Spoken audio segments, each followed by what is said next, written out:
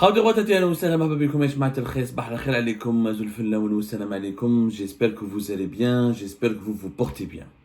Hier, le 5 septembre 2024, vous avez été très nombreuses et nombreux à réagir à notre émission concernant l'affaire du porte-parole d'Air Algérie qui a été placé en détention provisoire, placé sous mandat de dépôt, qui a été emprisonné dans des conditions très troublantes, ce qui préfigure d'un nouveau scandale qui a éclaté en Algérie, notamment au sein d'une entreprise stratégique qui est en Algérie, mais qui est un scandale qui passait sous silence.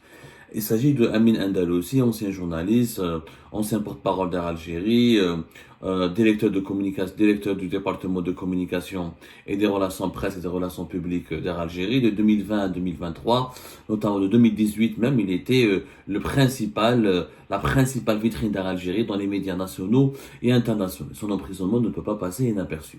Hier, on vous a raconté quelques détails. Nous avons aujourd'hui obtenu de nouveaux détails qui sont très très accablants. C'est vrai que hier nous avons peut-être donné l'impression que nous avons pris la défense de M. Amin Andaloussi, sauf que nous avons rapporté les faits. C'est hier les informations que nous avons pu recouper à l'époque, comme en Algérie, c'est très compliqué en ce moment d'obtenir des informations. Tout est au compte-gouttes, les sources ont beaucoup de mal, ont énormément peur de parler, tout est verrouillé, etc. Et cette affaire, elle est extrêmement aussi verrouillée. On a dit hier, et que la plainte qui a été déposée contre lui ou qu'il a été inculpé pour diffusion de fake news et d'informations contraires et préjudiciables aux intérêts d'Algérie, et s'il y avait que cela comme motif dans l'enquête judiciaire qui a été menée à son encontre, nous avons trouvé cela excessif et injuste. Mais il s'avère que nous avons maintenant obtenu d'autres informations qui confirment plutôt que M. Amin Andaloussi est cité dans d'autres affaires. Il y a d'autres volets, il y a un côté sombre, ce n'est pas une affaire de délit d'opinion.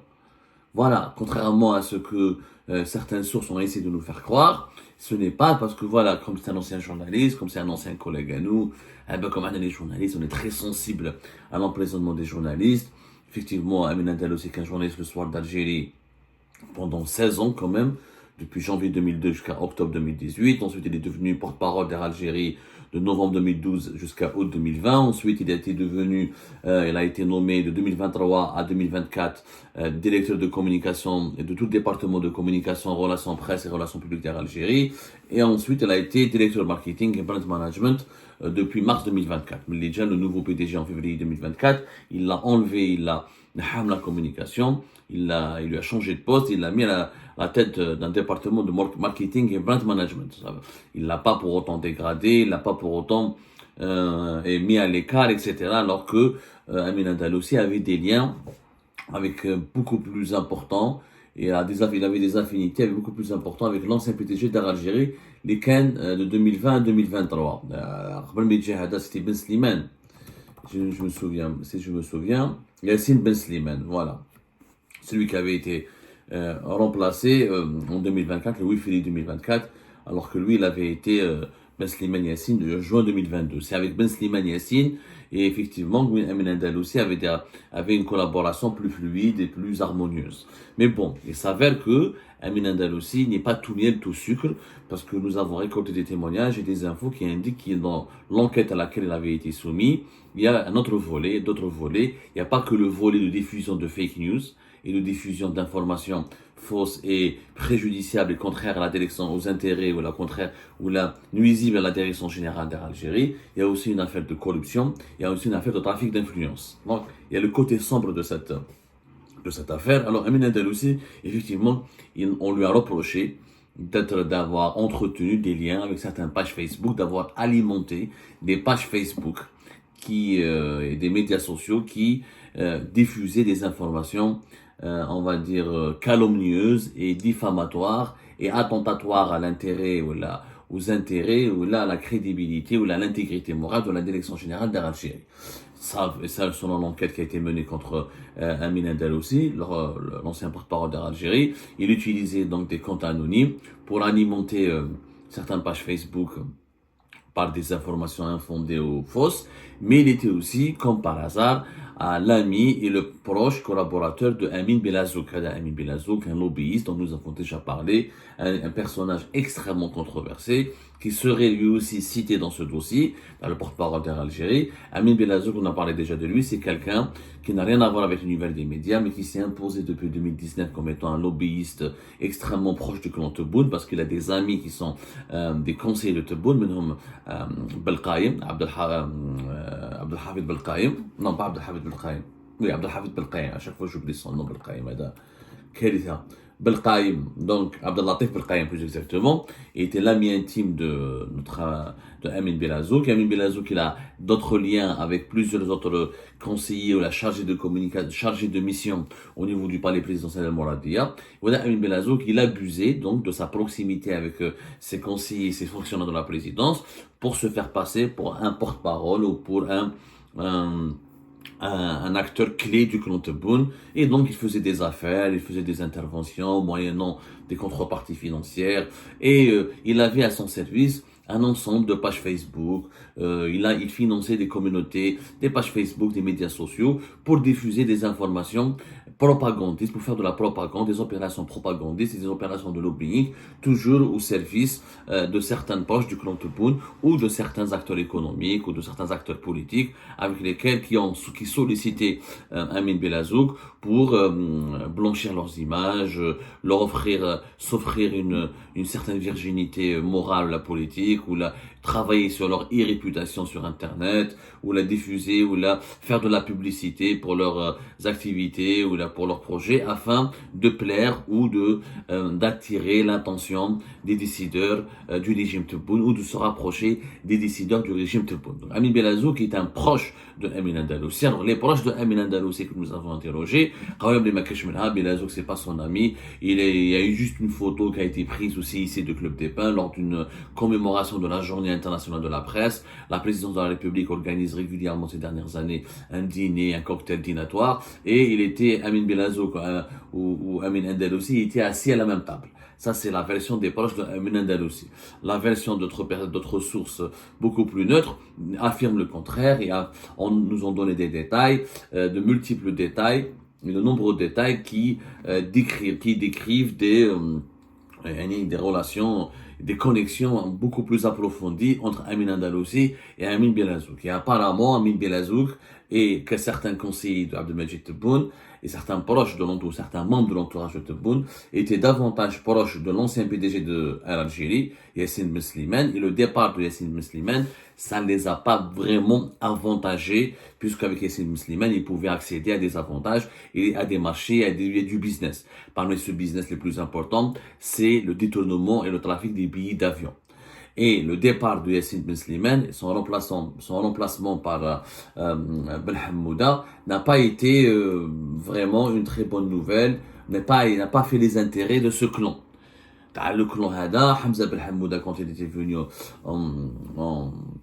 en février 2024, donc il avait opéré des changements, il avait naturellement il a commencé à enquêter sur les pratiques de son prédécesseur, il a découvert certaines pratiques illicites, il a mis un terme à certains avantages et à certains privilèges illicites qui étaient accordés à des amis ou à des proches ou à des personnalités influentes avec lesquelles Yassine Ben Slimane, l'ancien PDG de l'ancien PDG de Air Algérie, pardonnez-moi, entretenait des amitiés ou des affinités très personnelles, au détriment de l'intérêt ou au détriment des intérêts économiques et stratégiques d'Air Algérie. Donc, ils ont commencé, Amin Belazouk, Amin Andalussi et leur équipe ont commencé à vouloir déstabiliser le nouveau PDG d'Air Algérie, Hamza Ben Hammouda, et ça a commencé par, quand on veut déstabiliser un responsable en Algérie, le meilleur outil en ce moment, malheureusement, c'est les fake news, la désinformation et une opération de déstabilisation via des canaux médiatiques ou via des médias sociaux.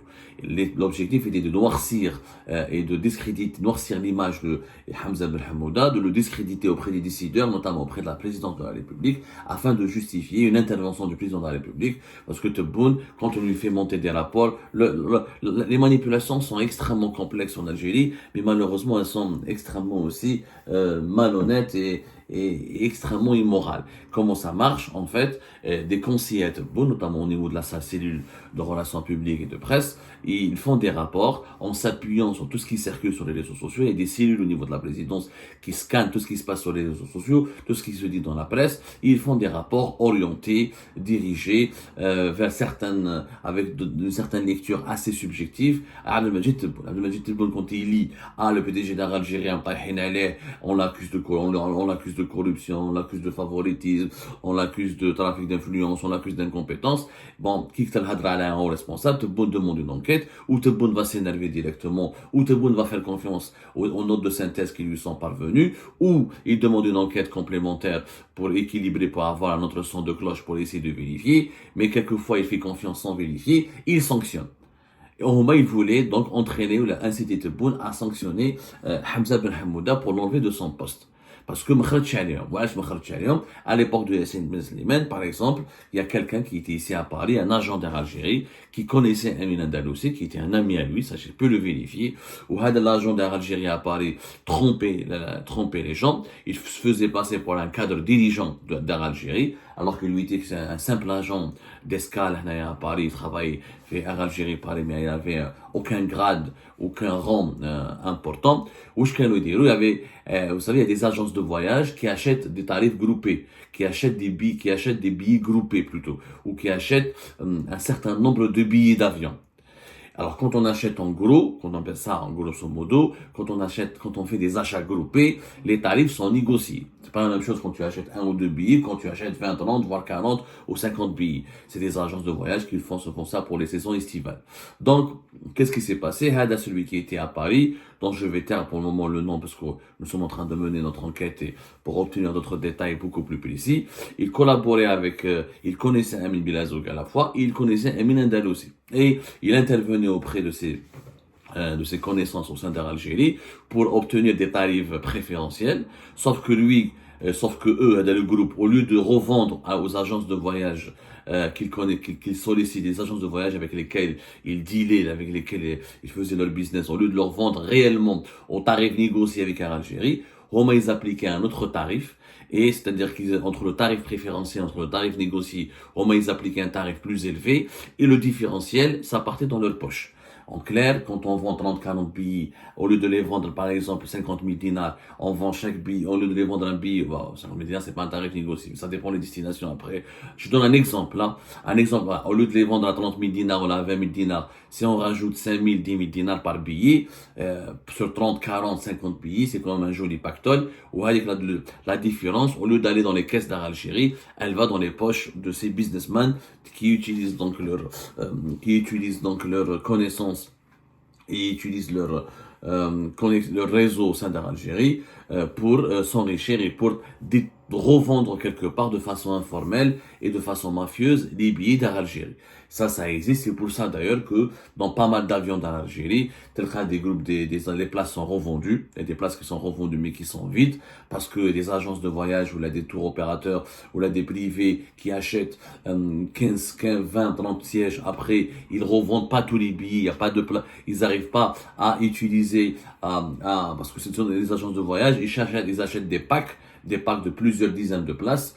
En bas, s'ils n'arrivent pas à vendre leur séjour, etc., et ça, par exemple, s'ils ont 20 places, s'ils ont que 15 clients, il y a toujours 5 places qui sont vides. Et là, mais elles sont payées. Air Algérie, elle n'est pas perdante, elles sont payées. C'est pour ça que les passagers d'Air Algérie, les voyageurs d'Air Algérie, sont régulièrement offusqués et par des images et des séquences qui sont incompréhensibles pour eux. Tu montes dans un avion, on te dit que c'est complet, mais quand l'avion décolle, il y a toujours plusieurs dizaines de sièges qui sont vides. Ce sont essentiellement des sièges qui sont ou réservés à des responsables, à des personnels d'Air Algérie pour leur voyage professionnel ou personnel, ou des sièges qui sont réservés à des agences de voyage ou à des grossistes qui achètent, à des tours opérateurs qui achètent en gros des billets d'avion, qui revendent les places ensuite dans le cadre de séjours touristiques.